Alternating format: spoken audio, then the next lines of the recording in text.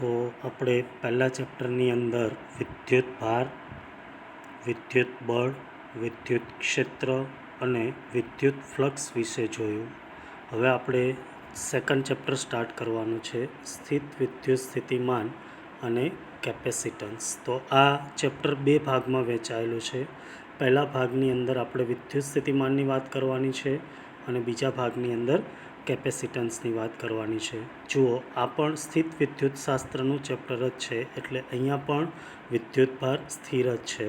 તો પહેલાં આપણે વિદ્યુત સ્થિતિમાનની વાત કરવાની છે, જે ધોરણ 10ની અંદર તમે ભણી ગયા હતા. ધોરણ 10ની અંદર એની સિમ્પલ વ્યાખ્યા ભણતા હતા કે આ રીતના કોઈ બે બિંદુ હોય તો એક બિંદુથી બીજા બિંદુ સુધી એકમ ધન વિદ્યુત ભાર છે એને લાવવા કરવા પડતા કાર્યને બે બિંદુ વચ્ચેનો વિદ્યુત સ્થિતિમાનનો તફાવત કહે છે. ચલો, આ વસ્તુને આપણે હવે એકદમ સારી રીતે અને ગાણિતિક રીતે જોવી છે.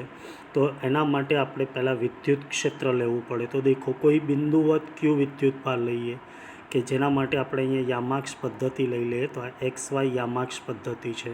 અહીંયા બિંદુવત વિદ્યુત ભાર ક્યુ હોય એ ધન હોય તો આપણે જાણીએ વિદ્યુત ક્ષેત્ર બહાર જતી દિશામાં હોય છે.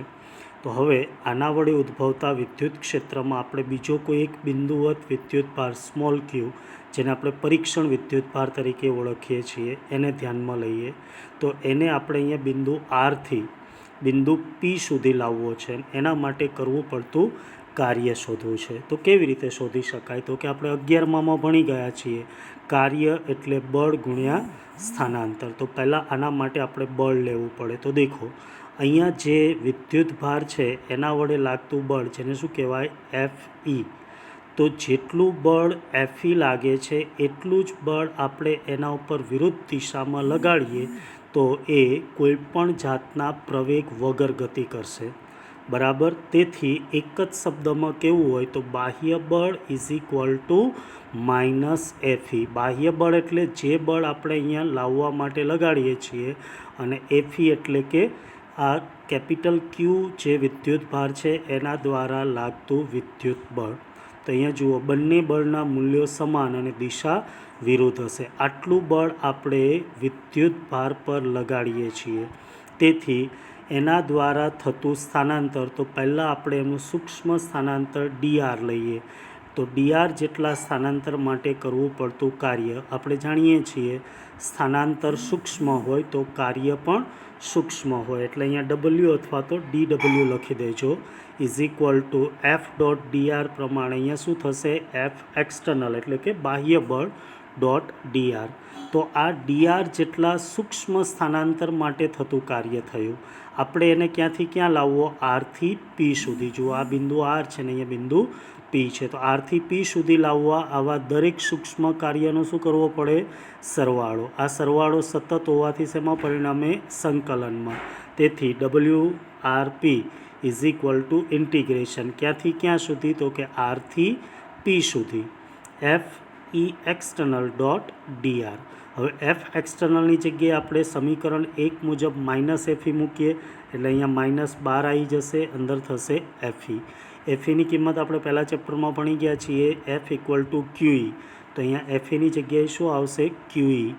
તો આ જે કાર્ય છે એ કાર્ય થશે -ઇન્ટિગ્રેશન આરથી P QE.dr, જેને બિંદુ P અને R વચ્ચેની સ્થિતિ ઉર્જાનો તફાવત પણ કહે છે. કેમ? તો કે આપણે 11માં ભણી ગયા હતા કે કોઈ પદાર્થને એક બિંદુથી બીજા બિંદુ સુધી લાવીએ ત્યારે કરવું પડતું કાર્ય એની સ્થિતિ ઉર્જાની અંદર સંગ્રહ પામે છે.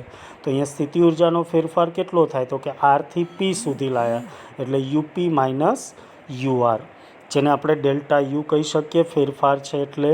તો ΔU બરાબર W બરાબર શું થશે? -ઇન્ટિગ્રેશન આરથી P QE.dr. હવે અહીંયા જો Qને આપણે બહાર લાવી દઈએ અને સામે મોકલી દઈએ તો ΔU/Q થશે, જેને શું કહેવાય? WRP/Q ઇઝ ઇક્વલ ટુ અહીંયા બાકી રહેશે -ઇન્ટિગ્રેશન આરથી P E.dr.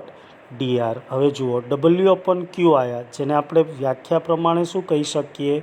કોઈ એકમ ધન વિદ્યુત ભારને આરથી પી સુધી લઈ જવા કરવું પડતું કાર્ય, જેને તો શું કહેવાય? વિદ્યુત સ્થિતિમાનનો તફાવત, જેને ટૂંકમાં કહેવાય પીડી. પીડી એટલે પોટેન્શિયલ ડિફરન્સ. કોઈપણ બે બિંદુ વચ્ચેના વિદ્યુત સ્થિતિમાનના તફાવતને પીડી કહે છે. જેને આપણે લખીએ તો પી આગળનું વિદ્યુત સ્થિતિમાનને કેપિટલ વી વડે દર્શાવાય. તેથી પી આગળનું સ્થિતિમાન એટલે વીપી, આર આગળનું સ્થિતિમાન એટલે વીઆર. તો VP minus VR is equal two, જે અહીંયા આપણને આન્સર મળેલો છે, માઇનસ ઇન્ટિગ્રેશન આરથી પી ઈ ડોટ ડીઆર. તો આ સૂત્ર થઈ જશે બે બિંદુ વચ્ચેના વિદ્યુત સ્થિતિમાનનો તફાવત. પણ હવે જો આપણે કોઈ એક જ બિંદુ માટે જોઈતું હોય, તો એક જ બિંદુ માટે આપણે વાત કરવી હોય તો આર છે એને અનંત અંતરે લઈ જવાનું. તો આરને અનંત અંતરે લઈ જઈએ તો વીપી માઇનસ શું થઈ જશે? વી ઇન્ફિનિટી. તેથી ડબલ્યુ અપોન ક્યુ માઇનસ આરથી પી છે એની જગ્યાએ શું આવે? ઇન્ફિનિટીથી પી ઈ ડોટ ડીઆર. આને કહેવાય બિંદુ પી આગળનું વિદ્યુત સ્થિતિમાન, જેને ફક્ત વીપી વડે પણ દર્શાવવામાં આવે છે. તો જુઓ, VP is equal to minus integration ઇન્ફિનિટીથી પી ઈ ડોટ ડીઆર. હવે જુઓ, તમારી વ્યાખ્યા એકદમ ક્લિયર થઈ જશે. અહીંયા આપણે ક્યુને છેદમાં લાવ્યા એટલે એની વ્યાખ્યામાં શું કહેવાય? એકમ ધન વિદ્યુત ભાર. ને આરની જગ્યાએ ઇન્ફિનિટી એટલે શું કહેવાય? અનંત અંતરેથી આપેલું બિંદુ એટલે કે બિંદુ પી સુધી કૌંસમાં પ્રવેગ રહિત. મેં તમને પહેલાં જ વાત કરી હતી કે અહીંયા બંને બળોના મૂલ્યો સમાન હોય એટલે પ્રવેગ શૂન્ય થાય. લાવવા બાહ્ય બળ વડે કરેલું કાર્ય, તેને કહેવાય તે બિંદુ આગળનું સ્થિત વિદ્યુત સ્થિતિમાન. તો દેખો, સ્થિત વિદ્યુત સ્થિતિમાનની વ્યાખ્યા દરેકને આવડી જાય. એકદમ સિમ્પલ ભાષામાં કહીએ તો એકમ ધન વિદ્યુત ભારને આપેલા બિંદુ સુધી લાવવા કરવું પડતું કાર્ય. પણ અહીંયા આપણે ક્યાંથી લાવીએ? અનંત અંતર. અનંત એ વાસ્તવમાં અનંત નહીં હોતું, પણ કોઈ સંદર્ભ બિંદુ લઈ લઈએ અને એને આપણે પછી અનંત અંતરે મોકલી દઈએ છીએ. તો એકદમ સિમ્પલ વ્યાખ્યા થઈ જશે. જે સૂત્ર ઉપરથી જુઓ, આ સૂત્ર ઉપરથી જ વ્યાખ્યા આપવાની છે. એકમ ધન વિદ્યુત ભારને અનંત અંતરેથી આપેલા બિંદુ સુધી લાવવા બાહ્ય બળે કરેલા કાર્યને તે બિંદુ આગળનું સ્થિત વિદ્યુત સ્થિતિમાન કહે છે. જુઓ, થોડી નોંધ જોઈએ કે જેની અંદરથી VSQ, MCQ અને એક્ઝામ્પલ આવી શકે. તો સિમ્પલ શબ્દોમાં વિદ્યુત સ્થિતિમાનની વ્યાખ્યા થશે V is equal two W upon ક્યુ, કારણ કે એકમ ધન વિદ્યુત ભારને લાવવા કરવું પડતું કાર્ય. વિદ્યુત સ્થિતિમાન કેવી રાશિ છે? અદિશ. કેમ? કારણ કે આ એક પ્રકારનું કાર્ય જ છે. એકમ તો કે ડબલ્યુ અપોન ક્યુ. ડબલ્યુનો એકમ જૂલ અને ક્યુનો એકમ કુલમ, એટલે જૂલ પર કુલમ. આનો બીજો એકમ છે વોલ્ટ. વોલ્ટાની યાદમાં આનો એકમ વોલ્ટ લેવામાં આવે છે. પારિમાણિક સૂત્ર તો કે આપણે જાણીએ જૂલનું, તો કે કાર્યનું M1 L2 T-2. નીચે ક્યુ એટલે IT A1 T1. A1 T1 ને ઉપર લઈ જઈશું તો પારિમાણિક સૂત્ર થશે M1 L2 T-2 છે ને એક આવશે એટલે T-3 A-1. તો આ થઈ ગયું સ્થિત વિદ્યુત સ્થિતિમાન વિશેનો પ્રાથમિક ખ્યાલ. હવે આપણે જે છે એ જુદા જુદા વિદ્યુત સ્થિતિમાનના સૂત્રો મેળવવા છે. તેમાં પહેલો અગત્યનો પોઈન્ટ, બિંદુવત વિદ્યુત ભારના લીધે ઉદ્ભવતું સ્થિતિમાન. જુઓ, બિંદુવત વિદ્યુત ભાર માટે આપણે વિદ્યુત ક્ષેત્રનું સૂત્ર મેળવેલું E is equal two KQ upon R². બરાબર ને? દરેકને યાદ હશે. એને આધારિત એક્ઝામ્પલ પણ કરેલા છે અને એને આધારિત ઘણા બધા MCQ પણ નીકળે છે અને હવે પછી થિયરીમાં પણ એમની જરૂર પડશે. તો એવી જ રીતના આપણે અહીંયા વિદ્યુત સ્થિતિમાનનું સૂત્ર મેળવવાનું છે. જુઓ, જેવું બળનું સૂત્ર હતું, વિદ્યુત ક્ષેત્રનું હતું, એવું જ આપણને અહીંયા વિદ્યુત સ્થિતિમાનનું સૂત્ર લેવું છે. તો એના માટે જે આગળ કીધું હતું એ પ્રમાણે ફરીથી અહીંયા એક યામાક્ષ પદ્ધતિ લેવાની, એક્સ અક્ષ અને વાય અક્ષ. અહીંયા ઉદ્ગમ બિંદુ આગળ આપણે બિંદુવત વિદ્યુત ભાર કેપિટલ ક્યુ લેવાનો. અહીંયા એના લીધે ઉદ્ભવતું વિદ્યુત ક્ષેત્ર હોય, જેની અંદર કોઈ બિંદુ પી ધ્યાનમાં લઈએ કે જે અહીંયાથી આર અંતરે છે. હવે આપણે જે સંદર્ભ બિંદુથી એકમ ધન વિદ્યુતભારને લાવવાનો છે એને કહી દઈએ પી ડેશ. તો પી ડેશથી આપણે અહીંયા એકમ ધન વિદ્યુતભારને પી બિંદુ સુધી લાવવો છે. તો હમણાં વાત કરી હતી એ પ્રમાણે પહેલાં એનું શું કરાવવું પડે? સૂક્ષ્મ સ્થાનાંતર. તો આપણે લઈ લઈએ કે ધારો કે ઉદ્ગમ બિંદુથી બિંદુ પીનું અંતર છે આર ડેશ છે. કેટલું છે? R dash. જુઓ, પીનું અંતર આર છે, આ પી ડેશનું અંતર આર ડેશ છે. ત્યાંથી આપણે એનું થોડું સૂક્ષ્મ સ્થાનાંતર કરાવીએ જેને ડેલ્ટા આર ડેશ કહીએ. તો ડેલ્ટા આર ડેશ જેટલું સ્થાનાંતર કરાવવા કરવું પડતું કાર્ય શોધી અને એનો અહીંયા સુધીનો આપણે સરવાળો લઈ લઈશું તો એ મળશે કુલ કાર્ય, જેને કહેવાય આ બિંદુવત વિદ્યુતભારનું સ્થિતિમાન. તો જુઓ, ફર્સ્ટ પોઈન્ટ, ઉદ્ગમ બિંદુએ રહેલા વિદ્યુતભાર કેપિટલ ક્યુને ધ્યાનમાં લો. ઉદ્ગમ બિંદુથી આર અંતરે બિંદુ પી છે જ્યાં આપણે સ્થિતિમાન શોધવું છે. અહીંયા પી ડેશ આગળ એકમ ધન વિદ્યુતભાર છે જેના ઉપર લાગતું બળ. તો કયા સૂત્રથી આપી શકાય? તો આપણે ભણી ગયા કુલમનો નિયમ, કે અથવા તો 1/4πε0 Q1 Q2/r² into R caret. અહીંયા Q1 તરીકે કેપિટલ ક્યુ, Q2 તરીકે એકમ ધન વિદ્યુતભાર એટલે 1. એમની વચ્ચેનું અંતર છે આર ડેશ એટલે આર ડેશનો સ્ક્વેર અને સદિશ સ્વરૂપે દર્શાવ્યા એટલે આર ડેશ કેરેટ. બરાબર. તો આ જે છે એ ફક્ત આ બળ જે છે એ એકમ ધન વિદ્યુતભાર પર લાગે છે. આટલા બળની અસર હેઠળ આપણે એને બળની વિરુદ્ધ દિશામાં ડેલ્ટા આર ડેશ જેટલું સ્થાનાંતર કરાવીએ તો કરવું પડતું કાર્ય W=-F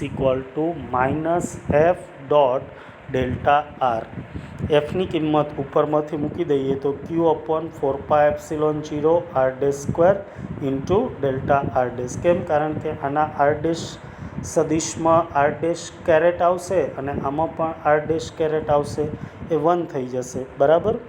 હવે કુલ કાર્ય શોધવું છે. તો કુલ કાર્ય એટલે આ જે ડેલ્ટા ડબલ્યુ મળ્યું છે એમનું સંકલન. તો સંકલન લઈએ તો આપણે જાણીએ ક્યાંથી ક્યાં સુધી, તો કે અનંત અંતરેથી આર અંતરે આવેલા બિંદુ પી સુધી લાવવું છે. એટલે માઇનસ ઇન્ટિગ્રેશન ઇન્ફિનિટીથી R Q/4πε0 R dash square into delta R ડેશની જગ્યાએ શું થઈ જશે?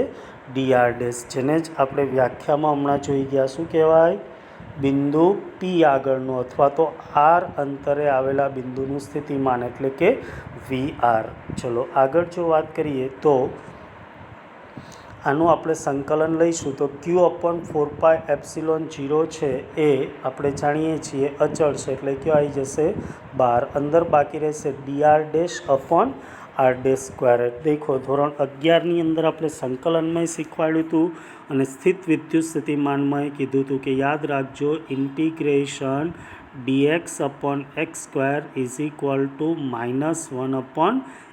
તો એ પ્રમાણે અહીંયા આનું સંકલન થાય -1/r ડેશ. હવે આના જે માઇનસ છે એને બહાર લાવીશું તો આ માઇનસ અને આ માઇનસ કેવા થઈ જશે? અહીંયા પ્લસ થઈ જશે. સીમા મૂકીએ તો પહેલાં આર આવશે એટલે 1/r માઇનસ નીચેની સીમા એટલે 1/∞. 1/∞ એટલે કેટલા થશે? 0. તેથી બાકી રહેશે Q/4πε0/r.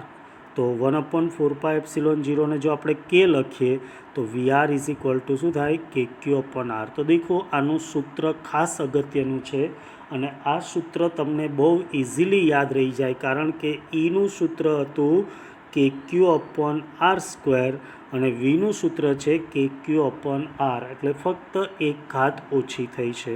બરાબર. તો નેક્સ્ટ લેક્ચરમાં આપણે જોઈશું વિદ્યુત ડાયપોલના લીધે ઉદ્ભવતું સ્થિતિમાન, જે 3 માર્ક્સ માટે એક અગત્યની થિયરી છે.